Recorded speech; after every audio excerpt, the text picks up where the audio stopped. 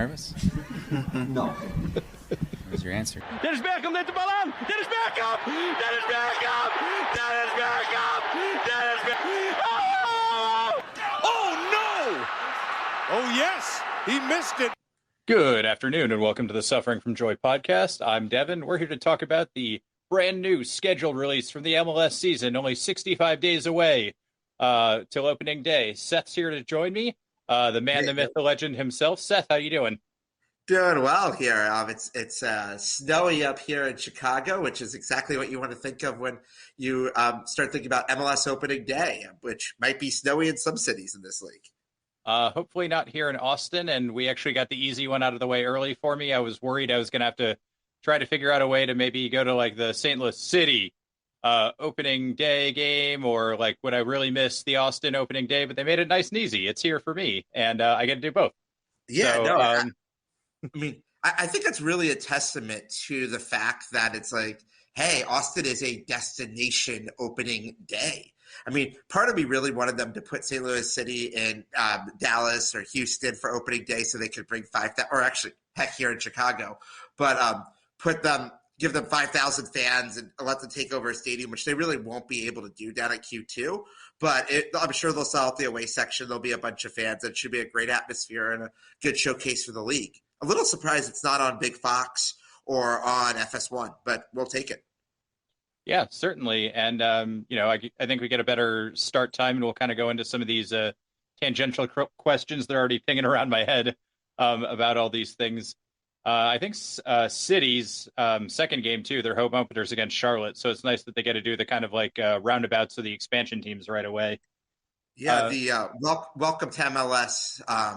Hey, you get to go see we're MLS 3.0, 4.0. I don't know what we're at right now because let's face it, what does counting work in MLS?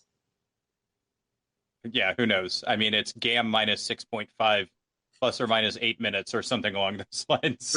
It also traded for a super draft pick. Yeah, so I think we're going to do some deep dive on them for a little bit just because I think it's a very interesting build, and I kind of want to maybe see how they stack up. But it's certainly it's an interesting start for them. It's not quite at LAFC, but I mean, we were Western Conference Finals last year, so it's not like we're a slouch team, even though we're pretty new expansion team. But you mentioned they're gonna bring a good crowd. Do we know what the away section allotment for them or kind of other teams in general this year are going to be? Yeah, I mean, I assume it's going to be pretty similar to last year. It does not look like the league-wide away ticket price rules are going into effect yet. I mean, I've only gotten, as I think most of the people listening to this know, that I do most of the away ticketing for Austin FC's fans. And Minnesota's the only team that's gotten back to me with a ticket price yet this year. But maybe there's going to be a cap, but I kind of doubt it. I mean, what we've been doing at Austin's a little ridiculous from the away traveling perspective, but makes sense based on the home market, is that in 2021, our front office charged $57 for away tickets. Last year was $59. I'd expect it's probably going to be like 61 or 62 this year, unless the league office tells them, hey, you got to put a price under $40, which has been rumored, but haven't actually seen anything in writing. Yeah, and I mean, that's until the league actually does something and steps in there and says, hey, it has to be like a certain percentage of your ticket price, or the number is this or whatever. It's kind of a lose-lose. You're either going to piss off your home fans or piss off away fans, and teams are going to retaliate, and it's a whole thing. And I mean, really, the league should do something about it. But hey, it's MLS. That's part of the fun, right? Yeah, I mean, you would think that in an entity where everyone is owned by the league would do something here. But it is kind of amazing to me how this works or doesn't work at some points. Yeah, works is a strong word. So I guess let's jump into it. I'll just give you a sense. I didn't answer your first question here. So at this point, that there's going to be, I assume that they'll get the upper half of 228. So they'll probably get about 200 seats or so. But right now, I mean, these tickets are pretty expensive for the home opener right now. The cheapest seats I'm seeing in the stadium right now are in actually row 1 of 228. That's $113 with fees. I'm seeing nothing under $100 for the opener. So it's going to be a hot ticket. Yowza. Okay, maybe fewer people than I thought that I know will be joining us. Yeah, but I mean, people paid $300 to go to 2,000 seat Austin FC road opener at LAFC 2 years ago. I know a lot of City fans have been waiting for years for this match, so I expect there's going to be a good turnout. I have no doubt that they'll sell out whatever allocation we give them. Yeah, and I'm sure Austin's kind of nice weather. It's a destination city, like you mentioned, not just for soccer, but it's a big kind of touristy town. And I know from experience, by the end of February, you're ready to get the hell out of the constant ice storms and wind and what have you. And even if it's 40 degrees and raining and we think it's cold here, they'll be perfectly fine and consider it a sunny beach day. Yep, that sounds about right. I mean, hopefully it will be a little warmer than last year's home opener. But hey, if it's a 5-0 win for Austin FC, the weather it could be 10 degrees and a solid sheet of ice, and I'd take it. Oh yeah, any day of the week and twice on Sunday. So we have a little bit of a kind of more similar to our first year, an unbalanced number of teams in the league again. So it's not the clean kind of home and home we had with everybody in the West last year. Do you want to kind of discuss kind of how that came about and some of the quirks we have this year? Yeah, there's some weird quirks in this system. Yeah, when you have 29 teams, I mean, there's no other league. I mean, I guess Liga MX, I think for a little bit did have 19 teams, but most major leagues in the world would never have an odd number of teams. But MLS is going to MLS, and San Diego, Sacramento, Vegas weren't ready to come into the league at the same time as St. Louis, so we ended up with 14 teams in the West, 15 teams in the East.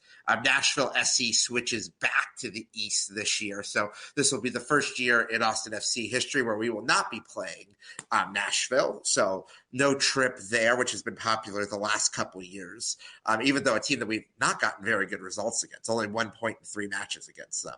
Only one goal too, right? Yeah, only one goal as well. A couple taken back for VAR reviews, but only one that Jared actually Stroud. Jared Stroud. Poor Jared Stroud. Jared Stroud, you can't escape Austin yet. We're going to have you come back here for your.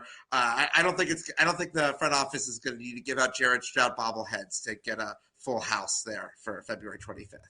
No, they're kind of excited to have him, and I think somebody scoped out his Spotify playlist, and he still has La Murga on there. So we'll be happy to have him back, and it'll be nice to see him, and he can hang out with John Gallagher again and be sitting in his pocket all day, and they'll be the closest of friends.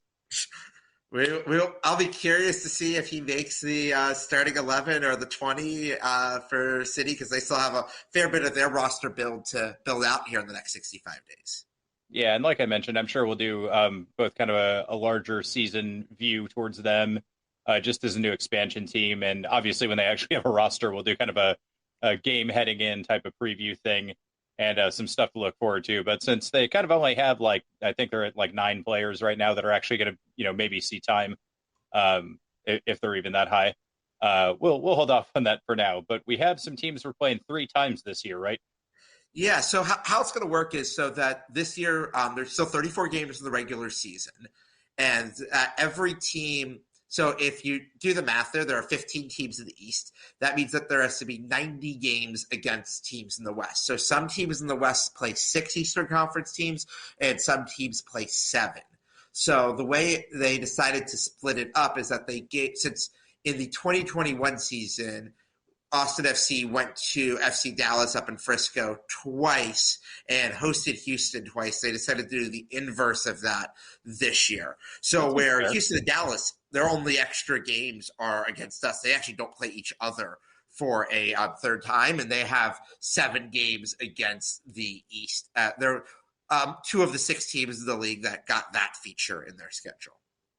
Okay, well, that brings us into kind of I know I've seen a few people ask, how does Copa Tejas work this year if we have 3 games and they have 2 and all that? So, I mean, Copa Tejas is based on the Cascadia Trophy, which is run through the same things throughout its USL and MLS days. And because these leagues consistently have odd teams and weird scheduling and all sorts of things like this, it's normally the way a 3-team trophy like that works. If you have more than 2 games and it's not an even number of games that are played, it's the first home and first away game that count for Copa Tejas.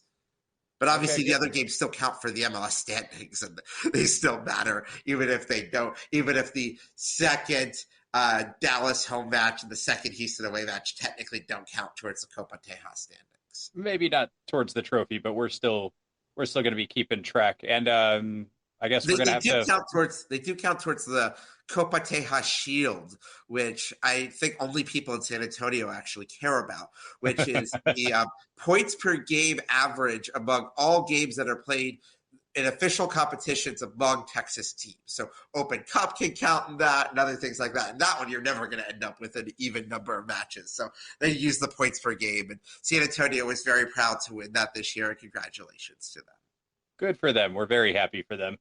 Nothing's going to make them angrier than us being happy for them about that.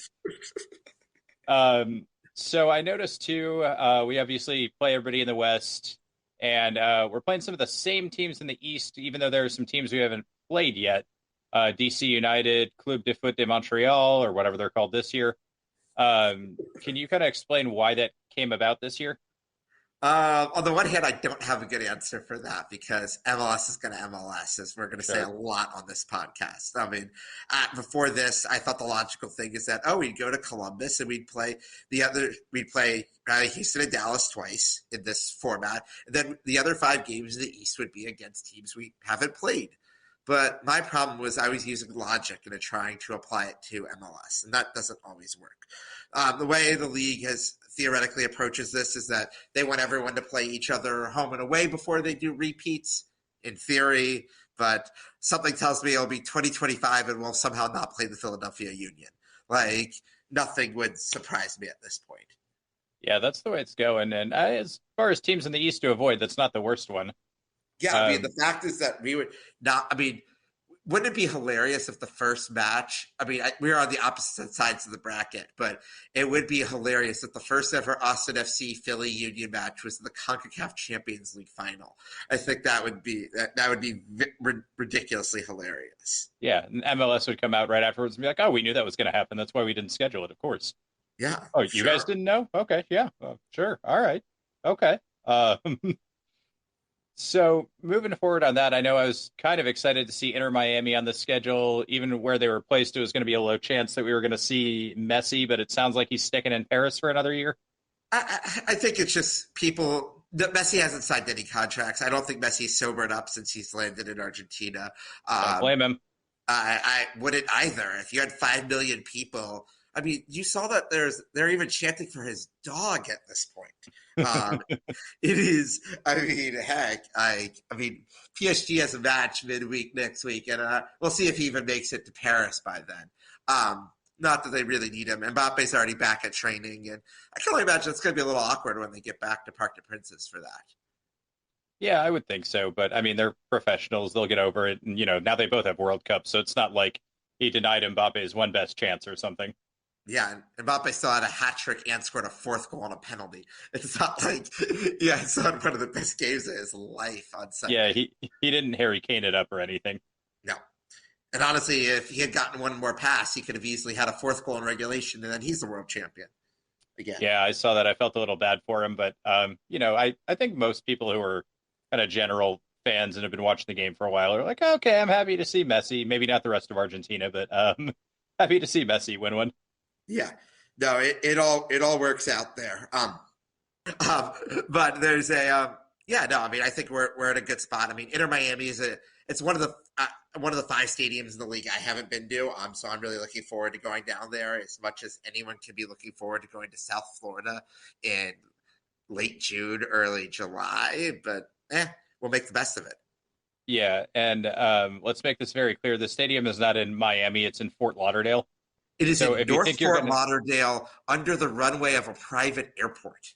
Yeah, if you think you're going to go hang out on South Beach and then jet 5 minutes and be at the stadium, you're in for a rude awakening.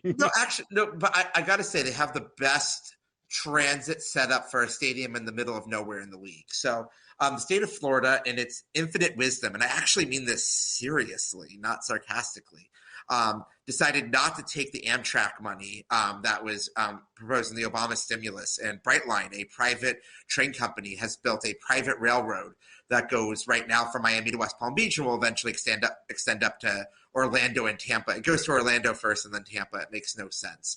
But it is I had a chance to take it last year when I was inadvertently in South Florida because of a missed flight connection. and that it's a really nice service. So we would probably base our group out of, probably not out of South Beach, but probably out of downtown Miami and like Brickell or one of those neighborhoods there, and pregame in Miami, and then you take the train to Fort Lauderdale. The train's really nice. They're Austin FC branded. They have $4 Heinekens on the train. They have a Verde train of all things, among other colors. And then the Brightline provides free buses included with your train fare to Drive Pink, which doesn't have any vowels in its stadium name because I guess they don't really teach anything down in schools in Miami-Dade and Broward counties. No, not in the public schools, at least. But hey, I mean, it's Miami. It's a cool, trendy hub, right? So that's the cool, trendy thing. At least the last time I paid attention to anything like that. Speaking of cool and trendy, what did you think of the release video? Honestly, I didn't even watch it. I what I did was, I'm the person that's like, I was very frustrated for a few minutes on there. I mean, luckily some people in Slack and other people got screenshots of it and did other things through it to make sure that, like, I'm like, I just want the schedule to work. Send me a PDF or an Excel form of here's the schedule, home and away. At least we don't have very many questions about times this year. Most games are at 7:30 local time. That's easy. There are a few exceptions to that, but for the most part, it's like, just tell me where we're playing, when we're playing, and good. I don't need a fancy schedule release video. I mean, I do think it was probably a teeny bit of a miss from the video team, but like, the video team does great work. Okay, they had an idea that sounded really good to them that doesn't connect with your most intense fans. Okay, but like the people who are saying like they should go quit their jobs, like, come on, people. Like, this sounds like trolling in my day job. Yeah, it's yeah. I spent that entire afternoon on phone calls, so I was sitting there trying to F5 it to get it to load on the website, but it would only load like 2 or 3 months at a time. And I was just like, come on, you guys made this entire video. You can't give me like just the listing of games.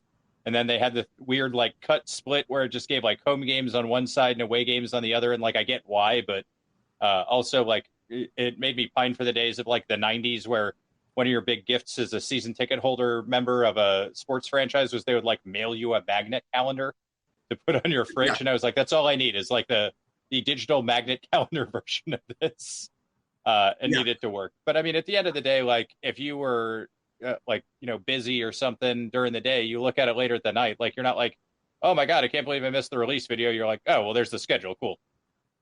Yeah, that's all I care about. But you know what? Other people have different priorities than I do. And I respect the marketing team for trying to reach out to other people.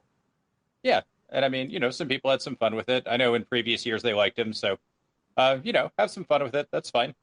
Different strokes for different folks, as we say. And I will say the one schedule release I did appreciate was the Vancouver one. I don't know if you saw that.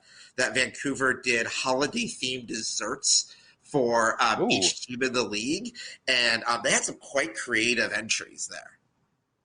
Nice. I might have to actually look that one up, if only to figure out what I'm going to make for dessert on Christmas. Yeah, Austin got dessert tacos. Okay. The FC Dallas one had a Texas-sized Texas-sized gingerbread fruitcake that was so over the top that I got a kick out of it. Okay, nice. Yeah, I'll do that whenever I make my debut on the Great British Baking Show. Yeah, I mean, they had arch-themed desserts for City. They had they did a nice job up there north of the border. City. Yes. I don't think we're going to be able to keep that up for an entire podcast, but I'm going to try to do it as long as I can. You mentioned most of our games are going to be 7:30 local time. Obviously, home games here in Central Time and whenever we're away playing there. So do we still need to rely on MLSKickofftimes.com, or is that site blissfully, I think, mostly for the creator of it, going to be a thing of the past? Mostly a thing of the past. However, we haven't gotten confirmation if we're going to stick. So we have gotten confirmation that Apple, as part of MLS Season Pass, is going to do a half-hour pregame show. So, like, for people out of market, like, I could never – if I was watching an Austin FC home match from Chicago last year, ESPN Plus would only go live at the top of the hour. I wouldn't get to see Adrian, Mike, Sonny, and the crew do their pregame show because it just wasn't available to us. we're going to have a neutral pregame show that will be available for 30 minutes before every match. But honestly, I probably won't even be watching that most of the time because I'll probably be watching the whip around coverage of the matches that kick off at 6:30 Central Time, because those will be the 7:30 Eastern matches. So I may very well have to get – my current TV actually doesn't even have Apple Plus because it's like a 2015 Roku. So one of my things over the holidays is I need to put a second TV in here that has at least Apple Plus on it, and then can figure out other things to make that all work. Treat yourself, Seth. Treat yourself. Yes. If we need to, we'll fundraise it for you as a thing. You don't need to worry about fundraising it for me. I've got it. I'm working on the setup right now, but I should be able to make this work pretty easily. I'll figure out a way to bill it to the club. How about that? Yeah. Okay, so I mean, what are you? Obviously, for me, the big thing is our first game is against City, who I really wanted to see this year. But what are the big away days that you're looking forward to? I know we have the classics, Houston, Frisco, but where else are you looking at this year? Yeah, so we've already talked about Inter Miami away. I think that's going to, especially because that's right before July 4th, I think we're going to have a very large turnout that is going to head down to Fort Lauderdale in Miami for that match. And I think people will like to make it a vacation out of there. I think the big thing for us is really going to be CCL this year. I don't think we're going to have that many people. I mean, I'm going to the Dominican Republic if we have this match, but I'm also crazy. We'll probably get a couple dozen that go out to the Dominican Republic for the Violette match on March 7th. We also have the probably great, maybe not in MLS history, because there was a point there, I guess, where a couple MLS teams, I think for like a year or two in like 2001, 2002, were playing in Copa Libertadores. So I'm sure they had crazier away days than this. But right now in March, assuming the Violette match happens, which is still pending visas and a few other things. And of course, speaking of MLS going to MLS, CONCACAF going to CONCACAF. Oh, yeah. I learned it from you, Dad. Yes. We have I had some contacts with the front office this week, and I'm like, do we have any more clarity on this match? And it was a giant shrug emoji. But we will see in a few weeks if we get some more clarity from CONCACAF. I mean, thankfully, everything on our trip is pretty refundable and makes everything work. But there's especially because right now we play Violette in Santiago in the Dominican Republic, a hot, humid match that is a 4-hour charter stop nonstop flight east of Austin, and then play in Salt Lake City at 4200 in Sandy, Utah, I should say, at America First Field, which is a 3-hour direct flight west of Austin at 4,200 feet above sea level. There is no way we are getting points in Salt Lake that day. Like that's crazy. Like, so chalk it up as a loss right now. Yeah, well, I mean, it's not like we have a great record there in the past either. I mean, we've had a great record with 11 men on the pitch. Yeah, well, that's kind of the problem, isn't it? Speaking of CCL, if we come through that tie, do we have an actual date, set of dates, I guess, we'd be playing, or is it still kind of like, hey, it might be Tuesday, Wednesday, or Thursday of in early April? Yeah, so we know, assuming that SFC gets by Violette, which on the one hand, I think, first of all, it's probably still 60-40 whether the set of matches are going to happen. And if it happens, if Austin FC loses to a team that has not played competitive matches in 10 months, shame on us, and that's pathetic. Yeah, that's our own really fault. Pathetic. So we get by that round, it would be away first to either Leon down in Mexico or to Taro in Panama City. It would probably be if you notice that, so this year in MLS, because of 29 teams, everyone has to be by for at least 1 or 2 weeks this year to make, there's some midweek scheduling. So like there's certain like Wednesdays where like 6 teams in the league are playing, and there's others where like 12 are playing. Like there's some funny things around that international break. So it doesn't work out perfectly, but there's at least one Saturday where everyone is by in the league this year. Austin FC chose to go by, I don't know if we chose, I should say, but I assume there was probably some like requests for him of like, when did teams want to go by? Austin FC is by April 1st. So the weekend before playing at Leon or at Panama City is a bye week. And I think that's honestly a great bye week to have it. So at that point, I'd want to play that match Tuesday, because then you go out to LAFC that Saturday. Man, we are not getting any favors on the post CCL away days. It sounds like it's going to be a rough beginning of the year. But I mean, you're also playing LAFC, who is going to be. Oh, actually, no, they're going to be at. I mean, that's assuming they get by Alajuelense, which is a not necessarily the easiest of opponents, but because they are in the 6th spot in CCL, they would be home to either Vancouver or to Real España from Honduras if they get by Alajuelense. But like Alajuelense is one of the toughest draws in there. LAFC may not make it by them. Good. We'll hit them while they're already dejected, and then we'll get our revenge. We will see. Yeah, I mean, I expect.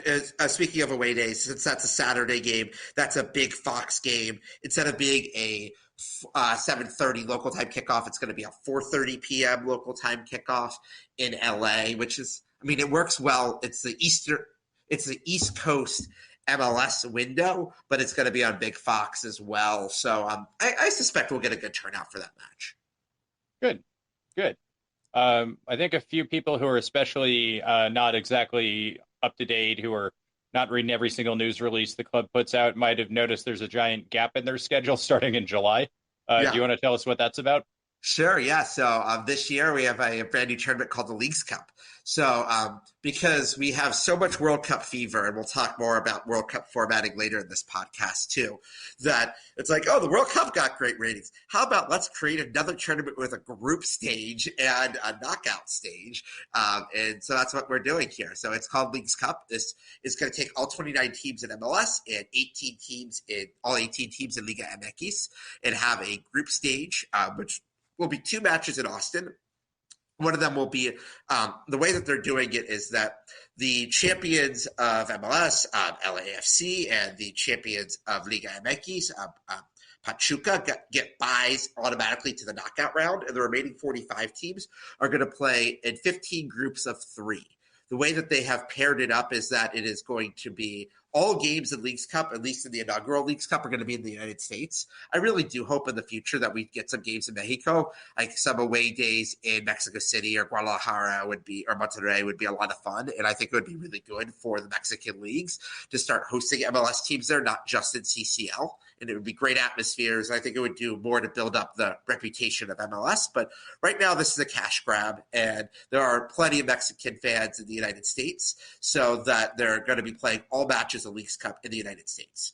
So the way they did it was that they ranked the teams who were the 2nd through 16th best finishers and paired them up sort of second place from MLS, which would be the Philadelphia Union, would be playing the 16th place team from Liga MX and sort of doing a zigzag across there. So Austin will get Mazatlan in our group, and then the remaining 15 teams are 13 MLS teams and 2 Liga MX teams. I have no inside knowledge on who's going to be the second team there. My gut is that Houston will go to be in Dallas's group because they only play each other twice. So that's like, hey, you're only playing each other twice, that we're going to go send we're going to go send Houston up to Dallas to be part of their pod. And then the team that I bet comes into our pod would be FC Juarez, who is one of the lowest 2 finishing teams in Mexico. Because that Juarez has never played Austin before. Juarez is obviously right across the Rio Grande from El Paso. I bet you that we end up with a group with 2 Mexican teams, but that's just my prediction today. I have no inside knowledge. Okay, yeah, and I mean, there's nothing international tournament organizers love as much of a group stage. The World Cup, for those of you who don't know, used to be played in like multiple group stages. In 1950, the World Cup, literally, like, there wasn't a final; they just had a final group stage. So I don't know what it is with these people in group stages, but for some reason, people who make international tournaments love the specter of a group stage. Well, the group stage is really helpful from a planning perspective. Sure. You know, you have guaranteed matches of Club A is going to play Club B on this day. There's no knockout contingencies. You can book your hotels ahead of time. You can arrange all those logistics. It's easier to do that. Yeah, and as we all know, these tournaments are organized for the logistics and the folks planning them to make it as easy as possible. Yes. I'm only half joking about that. Sometimes it seems that way. Yeah, it's all going everything. Yeah, and since you mentioned the World Cup, they haven't finalized the like weird groups of 3 48 team format, right? They kind of track back on that a little bit. They've tracked back on that a lot. my personal preferred format for the 2026 World Cup is 12 groups of 4, and I think that will happen. The question is, how many teams do you put in the knockout stage? Because that means how many more matches do you need once you do that? Ian Dark and Derek Ray on Twitter came up with a really interesting format that I really like, is that you do a 24-team knockout stage rather than a 16 or 32, because that way it's only the top 2 teams in each group that advance, and then you have to finish in the top 8 overall to get a bye, and so that means that every game matters. Yeah, I think that's the way I would want to see it done. I don't think I've seen their exact format, but if you told me the 24-team knockout, that's how I would think of it for sure. But we'll see. I'm sure maybe they'll do like the top 2 teams advance, and then everybody plays another group stage, and who knows where we're going to go with this. I mean, if I were betting today, I'd say FIFA ends up with 48 and then a 32-team knockout, sort of like the way the Euros do it, where like the 8 best third-place teams had it, because more matches is more revenue. And if there's anything we've learned about FIFA, is that more revenue is good. Human rights, not so much, but revenue is always great. Yeah, I mean, they're already working on selling the 2030 World Cup, so we'll see where that one ends up. I saw some rumors, too, that MLS might be changing the playoff format. Would that be this year or moving forward? In what other sport in the world could you announce a schedule and not announce a playoff format? I was hoping you were going to say it was next year. No, I'm pretty sure it's going to be for this year. So my understanding of this, and this is my understanding based on reading reporting from The Athletic and others, is that we're going to end up with the top 8 teams in each conference will make it into the playoffs. Apple wants to sell MLS season pass subscriptions. They want to be able to have soccer on every night of the week during the playoffs. So what they want to do with me. It's going to be great. Like, this sounds amazing for TV viewers, amazing for building narratives. It sounds terrible for visiting fans, and even probably for some home fans too. But the way I see it working out is that you would have a group stage that would be in some ways similar to the World Cup-ish, that you would get to 4 groups of 4 here. You'd have 2 Western groups, 2 Eastern groups. So maybe we're getting into the speculation part right now, but it would be 1, 4, 5, and 8 in one group, and 2, 3, 6, and 7 in one group. And the higher seed would host games. So if you're the 1 or 2 seed, you effectively get 3 more home games. I also saw one format where like the 8 would host 1 and 7 would host 2 to give everyone at least 1 home playoff game. I think that's stupid. That deprioritizes regular season even more than this format already does. I think if you get the seeds, you get the seeds. And hey, if we make it in as the 7 or 8 seed and we have to play 3 road games and they're going to be on a Monday, Friday, and a Tuesday, so be it. Yeah, that was one of the nice parts coming out of, or the restarts coming out of COVID, was there was literally like NHL playoffs started almost immediately, and it was literally like hockey all day. Like they started at like 10 o'clock in the morning and went to like 9 p.m. So it was almost like the NCAA tournament. You can do that when you have no fans, and the NCAA tournament really does that for 2 days of the year. Yeah. You can get away with that. This is probably not going to be that, but I would imagine that, especially, well, let's say, so you could probably draw the group stage, but I don't know that for sure either. But let's say you could have draws of the group stage. You could effectively do a 7:30 East Coast match, and then I guess it depends on if the Western games are going to be Central. Because like that's the nice thing about the East, is that you only have Central and Eastern time. That for the West, you have Central, Mountain, and Pacific time. So I would not be surprised if we saw like a 7 and 9:30 Eastern as your kickoff times or something along those lines, to do 2 games a night for 4 days and then repeat it again. And suddenly you have a nice that's a nice 12-day group window. And then you go to a knockout stage of the final 8 teams. Yeah. It'll be interesting to see what they come up with. I'm sure it'll be something weirder than any of us could have possibly imagined. Like we shoe in like the Apertura and Clausura champions in order to make like an extra group stage, and something will get something like that from and if the Canadian Cup winner isn't an MLS team, they get I don't know. We'll figure it out. They'll come up with something weird about it. But I noticed, especially this year, and we kind of touched on it about Austin FC needing more depth this year. But you look at all this stuff. You look at Leagues Cup. You look at the MLS schedule, a potential expanded playoff format. You got U.S. Open Cup, which hopefully we play more than one game in this year. I mean, I think we all want to do that. We only played a little under 40 games last year. And how many are we looking at this year? So, I mean, last year we played, 30? Yeah, we played 30. Well, if are we including friendlies in this or not? No, I just mean competitive games. So you had the one U.S. Open Cup, one U.S. Open games. Cup, and 3 playoff games. We have played 38 competitive games. So we obviously have 34 MLS regular season games. We are guaranteed at least one U.S. Open Cup game. Let's say we play 2 for this purpose. That would be okay. So that puts you up to 36. You're guaranteed 2 CCL games. That puts you up to 38. I'm going to say we get at least 4 CCL games. And it honestly wouldn't shock me if we make it to the semis. I think getting past Pachuca or Tigres in the semifinal strikes me as highly unlikely. But Leon has been a terrible team historically in CONCACAF Champions League. And, I mean, they lost to LAFC. They lost again this year early on in the tournament. And Taro has been a decently strong team, but a team that I think we should be able to beat in theory. But, yeah, I'm going to say we're going to play 6 CCL games. So if you do that, that is 6 CCL, 34, 2 U.S. Open Cup, and then you're guaranteed at least 2 Leagues Cup. I think we'll get to at least 3. I would be surprised if we finished last place in the group. So that gets you to at least the round of 32. And with Leagues Cup, because games are all in the United States, we're the 4 seed. All those games are going to be at Q2 unless we have to get to the semifinals of the tournament, and we would be playing probably at LAFC in the semis, depending on if the brackets work out like the seeding.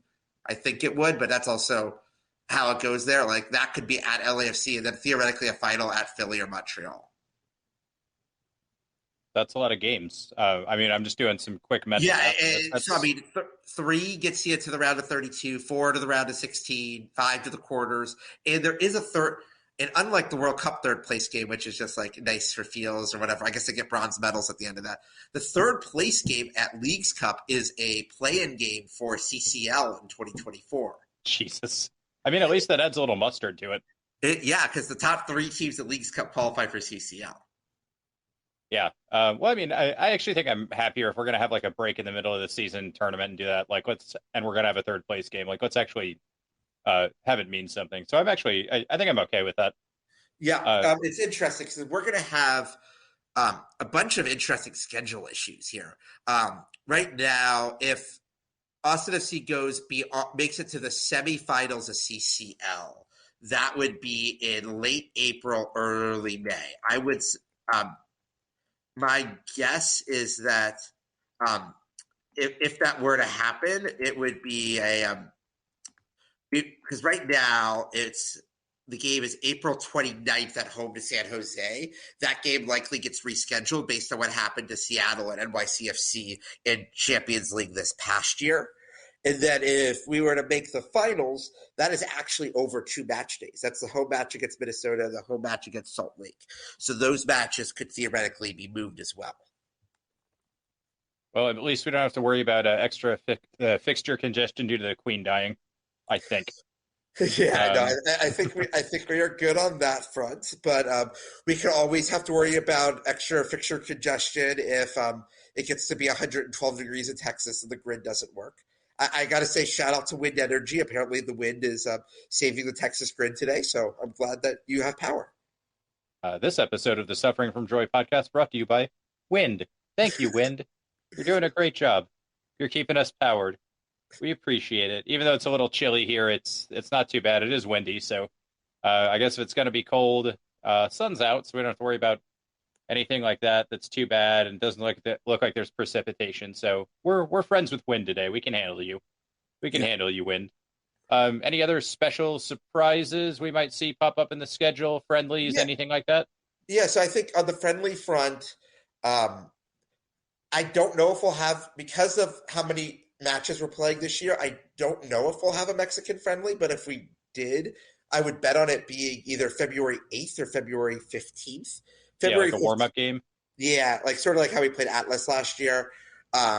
In that window, if I'm looking at the league MAQ schedules right, there's only 4 teams that aren't playing league action that week. Toluca's already announced a friendly at Atlanta United. As we start looking at their Atlas came here last year and is in the they are in CCL, so we're not going to go play a team that is in CCL. Santos has a former Austin FC player that will go nameless. If the club schedules a friendly with them, I would be deeply ashamed at this point. And I think you would probably see a near full boycott from the supporter section if that happened. Especially if it was here. Yeah, no, it would be in Austin. It would not. We're not going down to Torreon for that match. But the logical team to be is if you could schedule Cruz Azul for a friendly, then they're not in CCL. They're a traditional Mexican powerhouse. They've actually played Austin Bold before in Austin, so there's some ties there. I think playing Cruz Azul on the 15th, this is, again, pure speculation, but would make sense 10 days before the city match. It would be the exact same timeline. It could give the club a chance to sell the merch of the new home kits, or primary kits. They're not home kits, primary kits. But that could work well. And then if you're looking at the week, if they wanted to do something 2.5 weeks out, which seems a little early, it looks like nearly all of there's a few more options at that point. But we'd see what comes about. Okay. So we know a little bit about the schedule now. Can you give us a little bit of an insight into kind of how much work you do and what you actually have to do both for like in a home and away match and dealing with like traveling supporters or getting all of us to a game, even though we're kind of like wandering puppies trying to find our way through various cities? Yeah, so I did answer the last part of your question there. One other thing I'll throw in there in terms of surprises. The way Leagues Cup is set up is that with groups of 3, you're going to have 3 match days because you can't play simultaneous matches.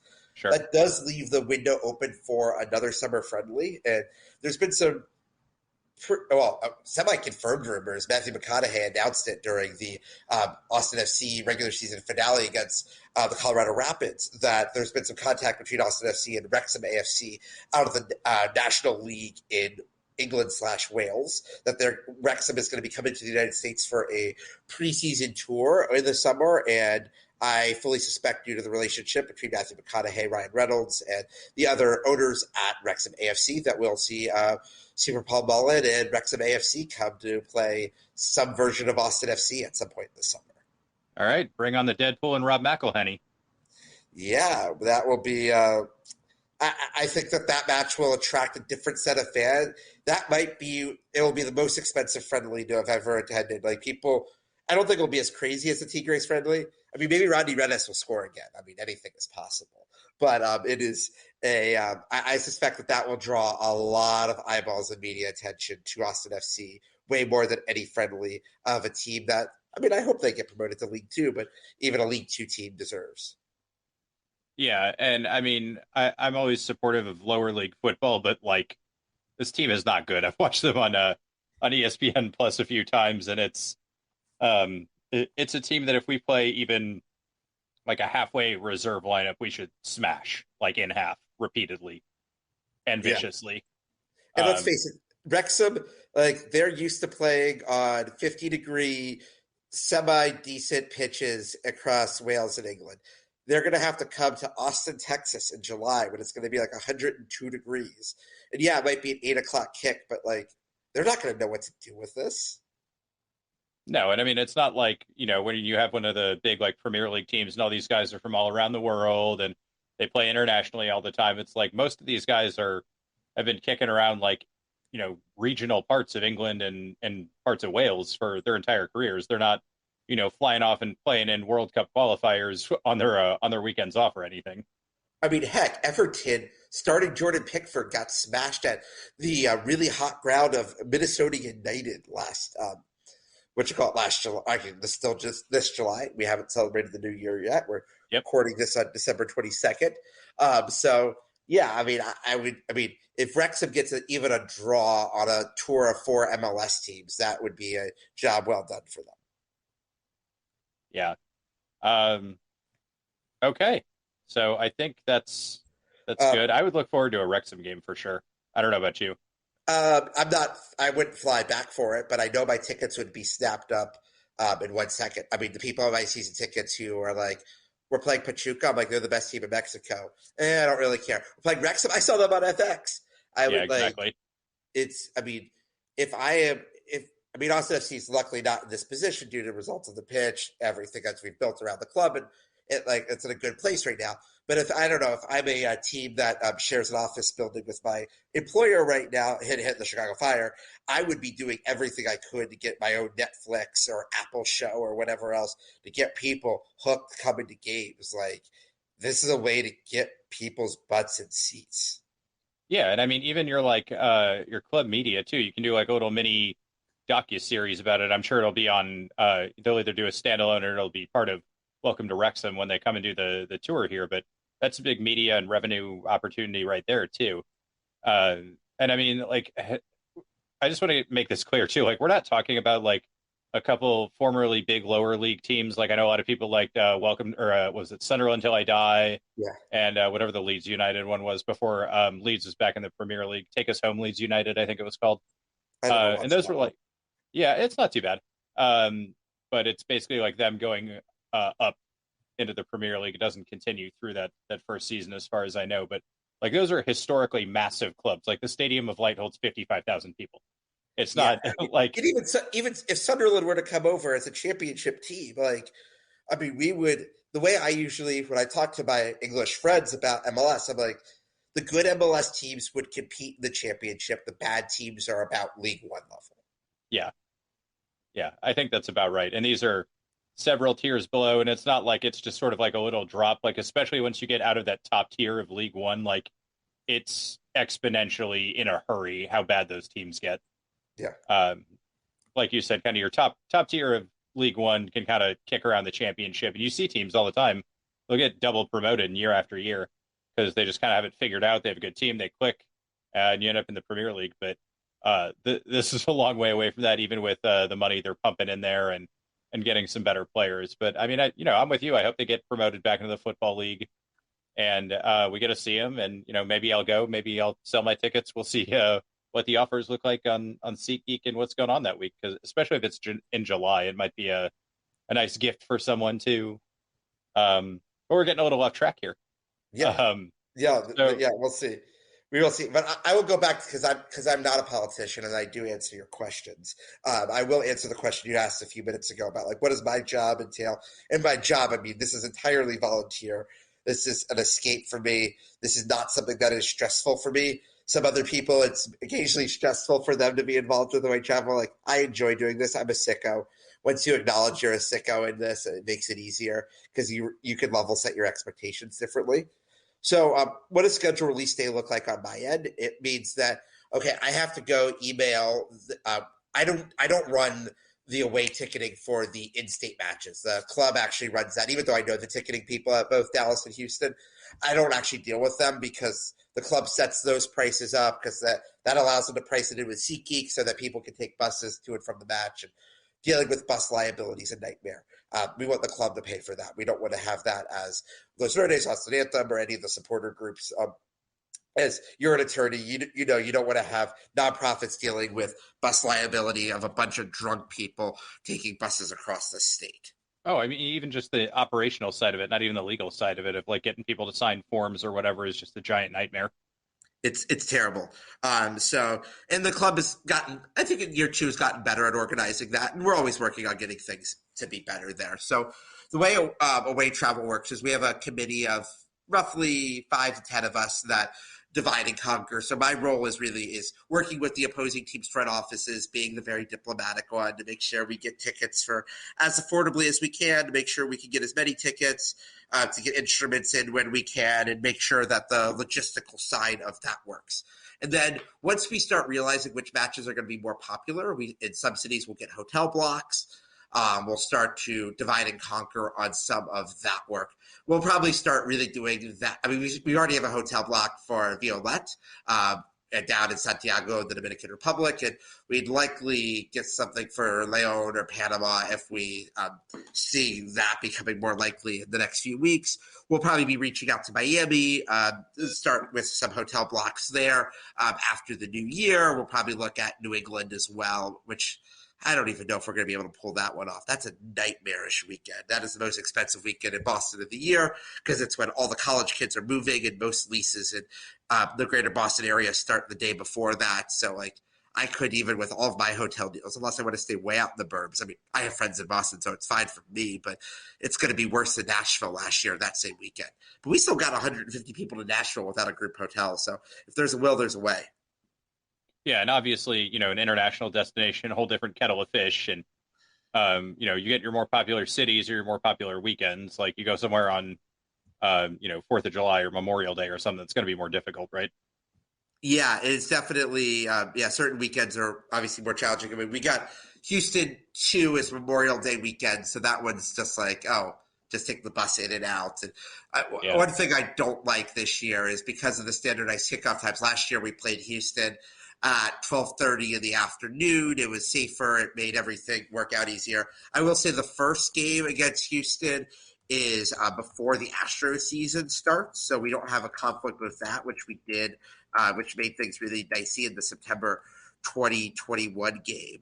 For the May game, which I admittedly did not do my research until right now, the Astros are also away. So I think it's slightly simpler than it has been in the past. Yeah, I don't like it. That's at night, but it's going to be drop off right at the stadium. No pregame there. People can drink on the buses. They can pregame elsewhere. There's a nice brewery nearby, but whatever. We won this year. We didn't win the year before. No one got hurt this time. People got hurt the year before. Let's just do it the way that keeps people safe and hopefully gets 3 points for the club. Yeah, definitely need to keep people safe. And, the way we've been playing this year and hopefully into next year, 3 points shouldn't be a problem, but let's see.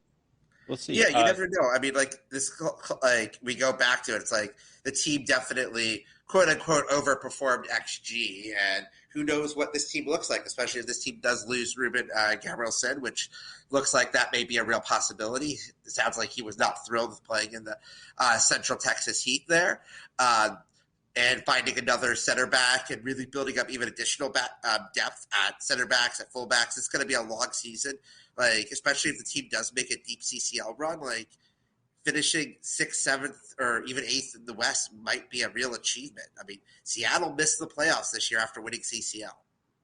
Yeah, I was going to mention Seattle, but I'm pretty sure if you asked all of them if they wanted to sneak into the playoffs or win CCL, they would all say win CCL. Oh, yeah, no, like if it's a choice between winning CCL and missing the World Cup style playoffs where I just get to watch the World Cup style playoffs on my TV I would sign me up for that trade right now. Yeah.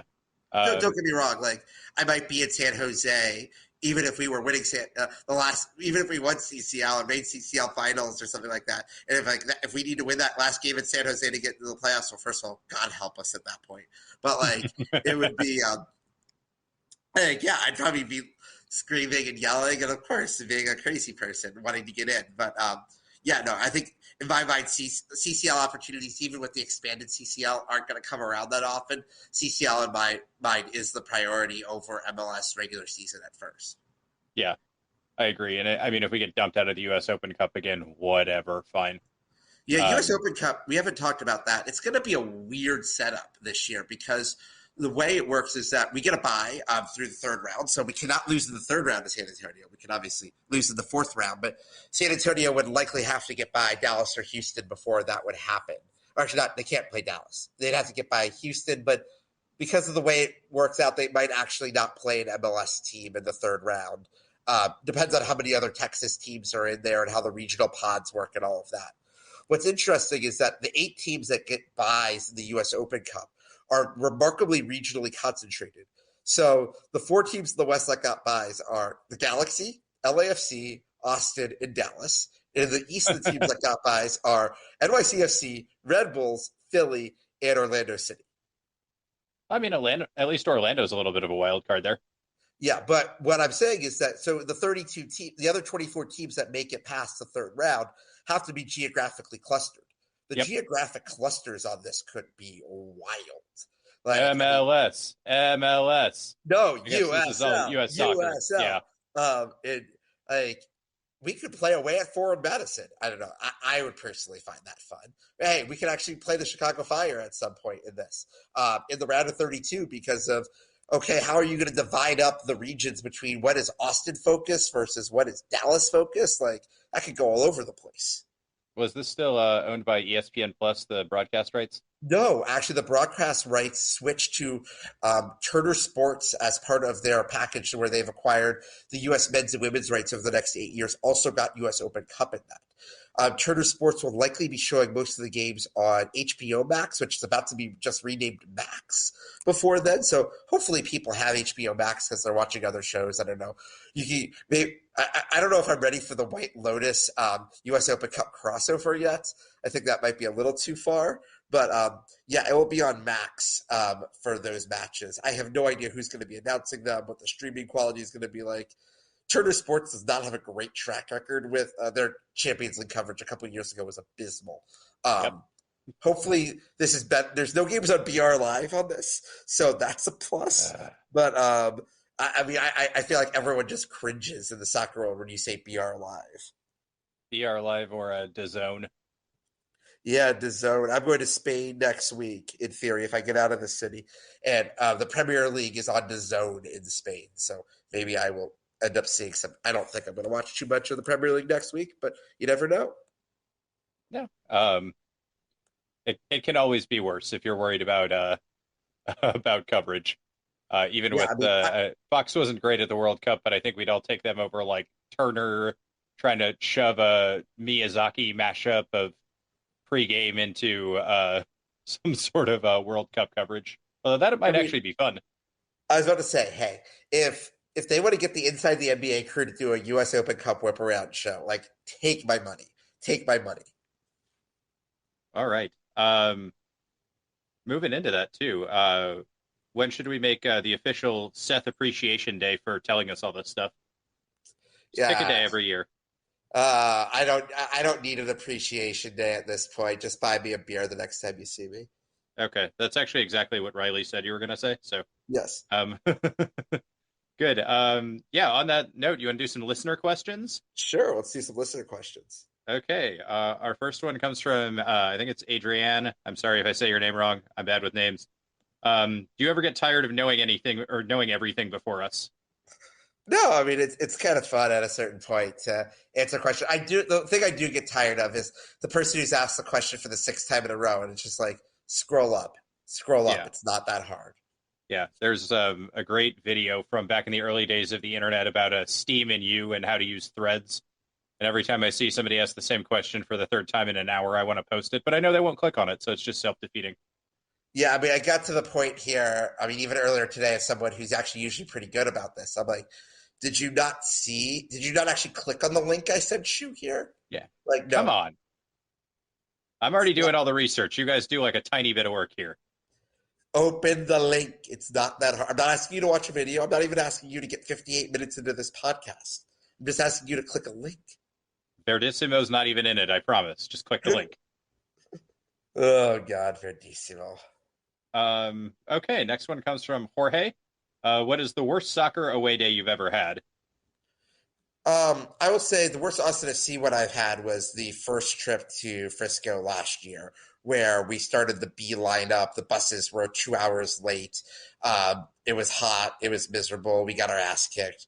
It was just all around unpleasant. Yeah, that wasn't like an expected B lineup. You guys found out like as the buses were pulling up an hour before the game, right? Yeah. Oh, yeah. The buses showed up late. We had Los Verdes buses. We had club buses. We had buses break down midway through. It was just all around miserable. That was terrible. I will say the worst experience I've ever had at a match myself in 2013 when I was living in Las Vegas. I went to a friendly, but I'll have to put friendly or amistoso in air quotes between America and Chivas, the two preeminent Mexican rivals, on July 3rd in 110-degree weather where they did not separate the fans inside or outside the stadium. And over 400 people were arrested outside the stadium. There was no security checks inside the stadium, so fans were throwing fireworks at each other. There was a full-on pitch invasion. The match did not finish. The only reason I was safe is because I was in a section with a bunch of referees and no one was wearing either team's colors. Oh. Yeah, it was. There's some amazing YouTube videos if you want to look up America Chivas from July 3rd, 2013 on YouTube. There was also a fight in that match that had 4 red cards in the first half, so it was 9v9 for the 50 minutes after that point. Excellent. That's my kind of soccer. Yeah, soccer, what you call it, collaboration with Lucha Libre. Yeah, there we go. Don't tell the front office that idea. I don't want to see how that ends up coming out. Yeah, no. If they have, honestly, that match set back professional soccer in Las Vegas by at least 5 years. Oh yeah, I'm certain. Yeah, even just from like an insurance company standpoint. Oh god, and they had it down at Sandboyd Stadium, which I hope you've never had the pleasure of going out to Sandboyd Stadium before. Have you? No. I think I've flown over it. Yeah, if you fly into Vegas, you almost always fly over it. But it is, that stadium is the lowest point in the valley and has no redeeming features to it. I'm gonna take a weird tack on answering this question, because mine isn't actually a game I was at. I was down actually visiting Austin looking for apartments before I moved down here. And I asked one of my friends, like, oh, hey, where do I go watch a soccer game? And he kind of gave me a couple of answers, and I just took the one that was closest by. So I ended up watching the U.S. game we don't talk about in Cuba at Mr. Tramp's Sports Bar, which for those of you who don't know is the Tottenham Hotspur bar.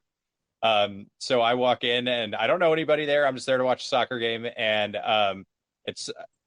they're showing like all of the other qualifiers. So I'm like, okay, cool. I can watch the I think there was the day that Peru qualified too, and so there are a bunch of happy, Peruvian fans. So I got to hang out with them, and then the U.S. lost, and like there are just all of these people from all these different countries by the end of the game, just like, sorry, dude, we're really like sorry, like we're really, just people feeling bad, and obviously got to do that entirely surrounded by Tottenham Hotspur gear. So that was my answer. You want to do another one? Oh, I'll just piggyback off that. I watched that awful game at Leicester Pearl East, and I do not watch sporting events at Leicester Pearl East because within the course of 6 months, I watched that game there. And then I also watched the University of Cincinnati, Nevada 23-point lead with 11 minutes to go in the NCAA tournament meltdown, which I was supposed to be at in person. And that same bar, and it's a lovely bar. I know ATX, the club took it over for ATX House during the World Cup. I do not watch sporting events at that establishment, even though they're run by great people and things like that. All right, it took us an hour, but we got into Weird Vibes FC territory, so we're doing our jobs here still, Seth. Yeah, been off for 2 weeks because I haven't had a voice, so glad we're back at it, and we still got it. It took us a little bit to get warmed up, but we still got it. Oh, yeah. No, if we talk for an hour, it's going to get weird at a certain point. That's just part of life. Yeah, that's how it goes. We got some of these that we're going to get weird with, so next one's not that weird, or it could be if you want it to be. From Chris Ramirez, what do you want to see on the new kit? I'm not a fashionista by any means, but I think something that is a slight modification on the primary kit. I like keeping stripes on the kit. Maybe stripes down the back, not just like a solid black back, would be kind of interesting. That was weird when it first came out. Yeah, and also I get it, especially you have to have something but I think even with solid stripes down the back, you could get to a point where it is still distinct enough from the mint kit that you don't have to worry about them being too separate from each other on that. But it looks like Adidas is sticking with solid back, so I don't think that's going to happen. I wouldn't mind maybe some wavy patterns on the stripes, but you want to stick with Verde and black on the whole there. But hopefully it'll be something worth buying. Yeah, I'm kind of in the same boat. As long as we don't have some weird attempt to do something innovative that totally flops, like the LAFC weird smog looking cream, not white, but not really a club color thing, or some of the big swings and misses from the Premier League we've seen over the past few years. As long as it's not completely out of left field and doesn't make any sense and doesn't use the club colors or anything, I think we'll be fine. Yeah, hey, maybe they should go put Evil Mopac on there now that Evil Mopac's off Twitter. Do a little patch on the side. For now, Evil Mopac will be back. I have faith. Yeah, probably. We'll see. I'll be curious to see what the future of Twitter looks like, but we won't go down that rabbit hole on this call. No, I have a hard stop at some point, and it might be Christmas if we did the whole Twitter thing. So Yeah. we do need to sleep at some point. Yes. How about describe your dream away scenario? And this comes from Adrian again. Dream away scenario. I mean, I was honestly, I was telling people I was really looking forward to Columbus away day, which would be really fun. But that's not my dream away scenario because there's no dreams that involve Columbus, Ohio. Nope. So I would say the dream away scenario would be MLS gets into Copa Libertadores or CONCACAF and CONMEBOL merge now that there are plenty of World Cup spots for everyone.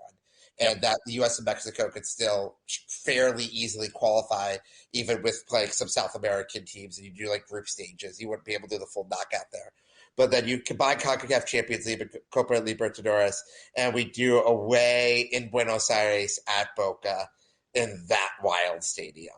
That would be, oh my gosh, it'd be insane. I mean, I like visiting Buenos Aires, and it would be a guaranteed way to go see a Boca match and see fans that are just out of control. And like, I think at a certain point in the next few years that like we could easily compete with them. Like, if you look at it from a footballing perspective, I think it'd actually be a pretty good match.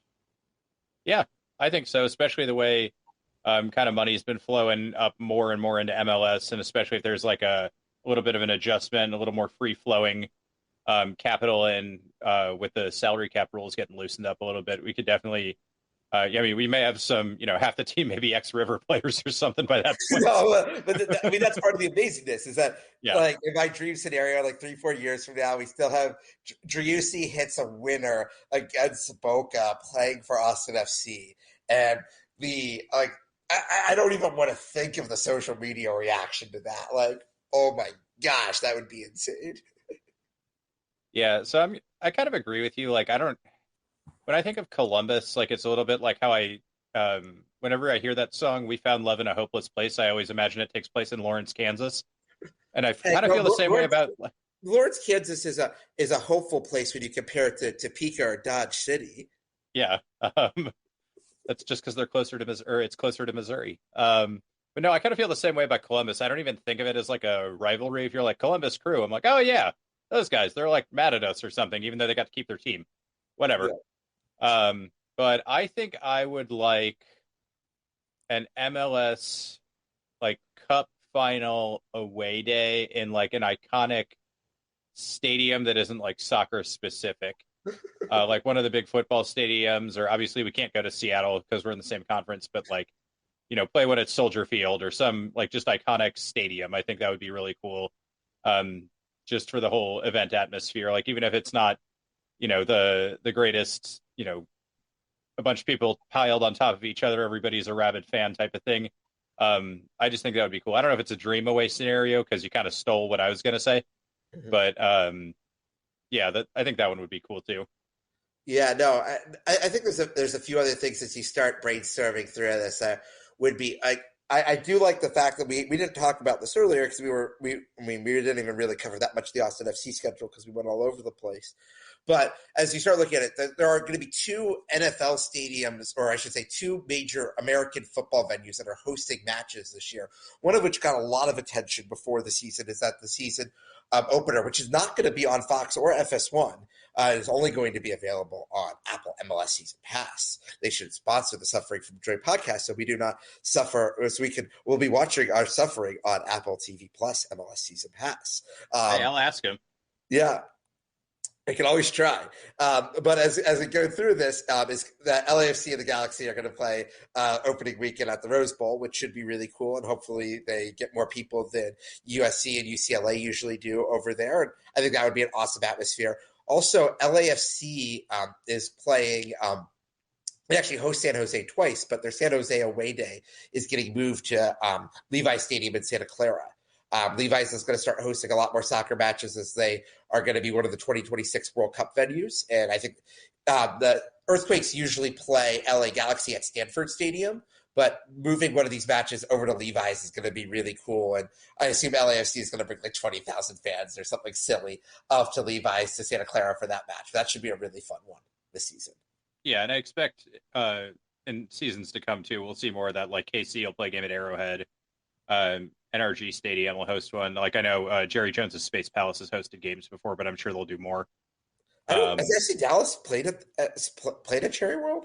I don't know if Dallas has. I just know they've hosted soccer games. Yeah, no, they've definitely hosted Mexico. They've hosted other international friendlies. Well, I mean, they can't fill Frisco. There's no way they're filling that stadium. Yeah, I was about to say, I don't know. It's not like the Dynamo are going to fill NRG. No. But then again, the Earthquakes don't really fill PayPal Park too often, and they do usually fill, like, for one-time events in huge metro areas, and if you sell tickets for cheap enough, hey, we're going to sell tickets at Jerry Road for $20. We're going to forget the parking is for, hey, if they throw the parking in there, they actually might be able to get enough people. Yeah, that's true. From Riley, who is the first coach who will get fired this year? First coach that's going to get fired this year. The first coach that's going to get fired because they lost to Austin FC. Oh, the first coach that's going to get fired because they lost to Austin FC.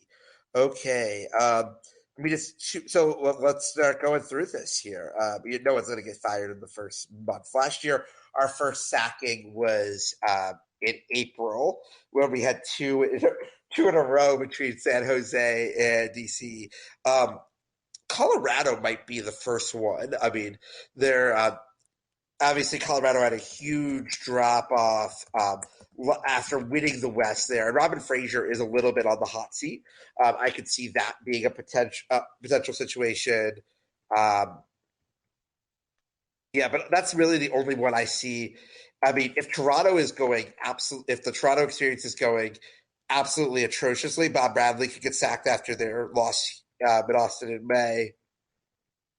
But I don't see it necessarily happening like it did last year. And also, it's like Austin FC is now supposed to be good. If you lose to a team that's supposed to be good, it's no big deal.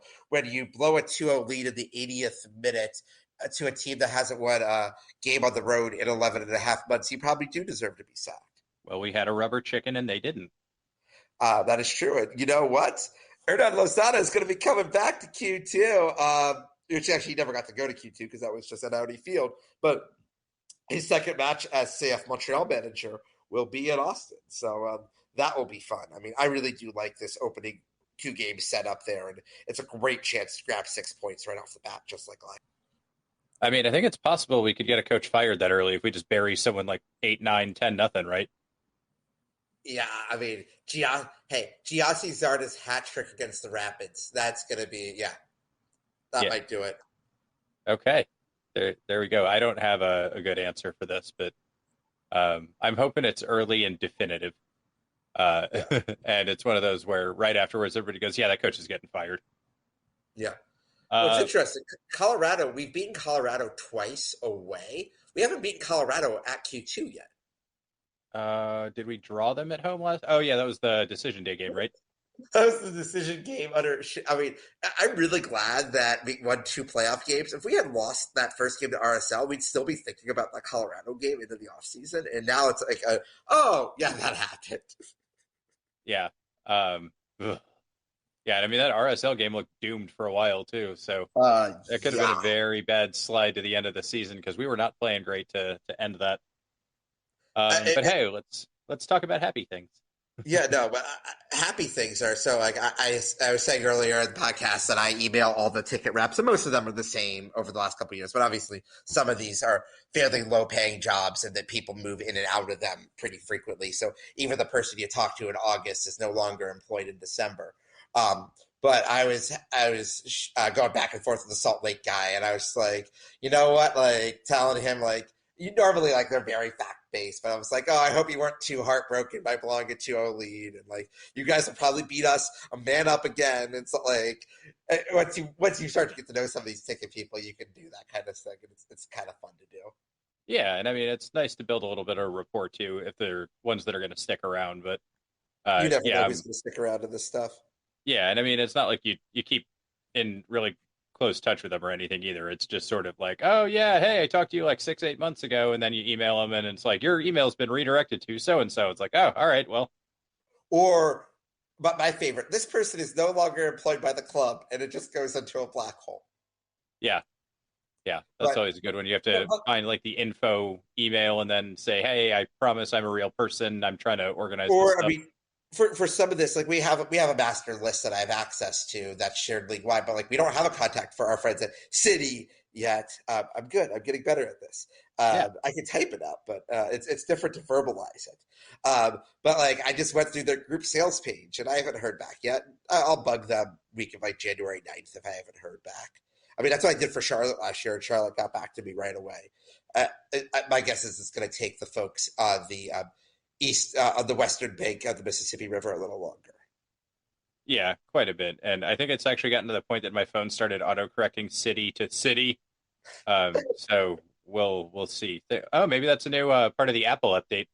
They're trying to subtly push everyone into MLS land. Yeah, no, I mean, I just really wish that they weren't going to be St. Louis City too, and that they would just have St. Louis County as their I thought MLS. that was the best idea. Yeah, yeah, Um, right behind Austin FACito, which would have been amazing as well. But no, they didn't want to go for that standardization. Boring. yeah, and I mean, I get it. It's corporate, but have a little fun with it. Be a little Yeah, MLSy, a little CONCACAF-y. 100% agreed there. Okay. Last one we have is again from Jorge, and it's kind of a multi-parter. But how do you decide what away trips you want to take? Do you have a stadium bucket list? Are there things you want to see and do outside of each match? Like, do you go to a game because you think the city's cool? How do you decide? Because you definitely go to a lot more of these than I do. Yeah, so it started as a bucket list thing. So as a few people who are listening to this may know, I've been to a baseball game at all 30 Major League Baseball stadiums. So even before Austin FC was a sparkle at Anthony Precourt's eye, I started working on going to all the MLS stadiums. So I have been to 24 of the 29 MLS stadiums. So now my question is, do I want to try to hit the final five this year, or do I want to wait until Austin FC plays at them? So at this point, of the five that we have not played at, obviously, well, I did not go down for the 29-degree Bayer Leverkusen friendly between St. Louis City and and Leverkusen, but I will get to City Park. The match date is remarkably inconvenient because it's a rare Sunday night because the Leagues Cup third place game and final are going to be that Saturday. So that's a Sunday game unless we make it to the final four of Leagues Cup, and then that match would be rescheduled, which honestly I would prefer because that Monday is the first day of school, and I probably have to be in a school. I mean, the nice thing is from St. Louis to Chicago, I could take a 5 a.m. flight and still be at whatever school at 8 a.m. It's no big deal, but it's not the world's most convenient timing from my own personal bias viewpoint. That being said, so yeah, I'll probably go to St. Louis. I try to go to the Eastern Conference games because we just don't get to play them that often. So I've never been to Inter Miami, so that would be stadium. Actually, that'd be before City Park, so that would be 25. St. Louis would be 26. The other three stadiums I have not been to MLS matches at are Philly, which is weird because I've been in Philly plenty of times. I've actually seen quite a few soccer matches at the Link before for Gold Cup and Copa America. I've never made it down to Chester. I've been to Yankee Stadium for baseball, but I haven't been to an NYCFC game at Yankee Stadium or Citi Field. And then I didn't make it to Geodis Park in Nashville. So I might do that at some point this year as well. And then other games that are high on my list for this year, I have not been to an Austin FC game at San Jose yet, and I have family that lives out there, so I might go out to that one this year. And then if we start playing well or playoffs or other things like that, I'll focus on that. I made it to 9 away matches last year, and I made it to 6 in the first year. And so I've been to every Western Conference team. Obviously, I haven't been to St. Louis City yet, as we've described. I've been to a number of Galaxy games, but not for Austin FC. And then I haven't been to San Jose, but I've been to every other stadium in the West. And then I've been to a bunch of them in the East just because I've lived close enough to the East. Have you finally overtaken Roma's total of away days? No, Roma's done she did all 17. Well, Tony now has the record. Tony's ahead of Roma at this point. Yeah, I think he's up to 26 and Roma's 21 or 22. Yeah, no, I'm not going to beat them, and that's okay. Okay. All right. Now the question is, so Roma did every road game in season 1. Tony did every road game in season 2. Who's going to do every road game in season 3? It's not going to be me, but someone needs to take up that challenge. It could be you.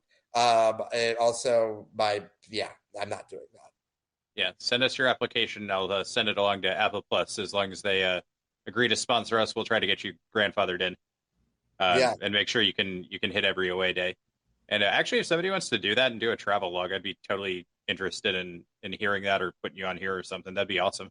Yeah, no, I think it would be really cool. It would be a really cool idea if Apple should try to do some more fan related coverage, especially because they're going to have a lot of other hours of content to fill and give its people to spend $79 or $99 if they're not a season ticket holder on Apple's MLS season pass. Is that the yearly rate? Yeah, I mean, I never. I mean, I get at a certain point. Obviously, people are on budgets and things like that, and look at the monthly rates. But look at the annual rates. The annual rates have way. I mean, the season starts in February and goes through October. And if we include playoffs, it's probably going to go into early December. I do hope that the new playoff format has some big matches on Thanksgiving, which is, again, inconvenient for fans, but great for TV ratings. Yeah, or after the success of the U.S. England game, maybe do like a Black Friday thing. Yeah, Black Friday would be great, too. Yeah, and like kind of mark your own day or like the day before Thanksgiving or something like that. Well, NFL is playing a 3:00 game on Black Friday, but like even doing Black Friday night would probably be pretty good. Yeah, I mean, you run into like college football games at that point, but You rid of the college football games, yeah. I mean, I did not attend the Cincinnati Tulane game, which actually did matter for the American Conference Championship this year, because it was the same time as USA England. I was like, no, I'm going to go watch USA England and watch no goals and missed opportunities over that. Yeah, it barely bled over into the Mizzou Arkansas game that they're trying to pretend is a rivalry that isn't. It's not like the nicest game in the world, but it's not, probably even in my top 10 of teams I want to see Mizzou smash. I was going to say the battle for the area south of Branson, like the Ozarks Cup. Like, it's the battle line rivalry, and they have like a thing where there's like if Mizzou wins, they get to put like a little yellow strip of metal on where the border is, and if Arkansas wins, they get to put a little red strip of metal, and it's really. But isn't the border like 300, not 300, maybe 250 miles long? Yeah, I mean it's a ways. It's definitely the largest. It's almost the entire northern border of Arkansas and southern border of Missouri. There's a little bit of leeway there, but yeah, it's a whole thing.